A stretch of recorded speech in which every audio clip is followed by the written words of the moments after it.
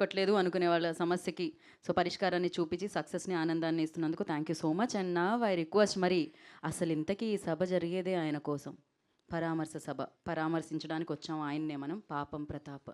ఇవాళ ఆయన సమస్యని ఆల్రెడీ ఆయన చెవిలో చెప్పారు. ఆ సమస్య అందరి సమస్య కాకుండా మీరు జాగ్రత్త వహిస్తూ మాట్లాడవలసిందిగా కోరుకుంటున్నాం. పరామర్శ ఓదార్చడానికి వచ్చారు.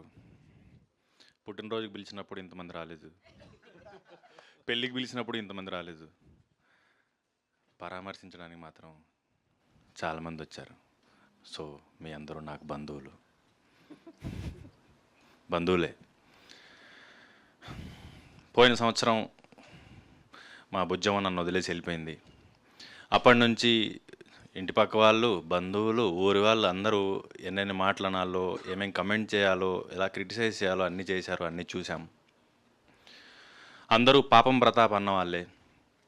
సమస్య చెప్పిన వాళ్ళు, సమస్యకు పరిష్కారం చెప్పిన వాళ్ళు ఎవరు లేరు. సో ఈ 17వ తారీఖు నా బుజ్జమ్మతో మీ ఊర్లోని థియేటర్స్లో మీ మధ్యలోకే బుజ్జమ్మతో వస్తాను, పాపం ప్రతాప్తో. నా సమస్య ఏంటి, దానికి పరిష్కారం ఏంటో కూడా మీ ముందుకు తీసుకురాబోతున్నాను.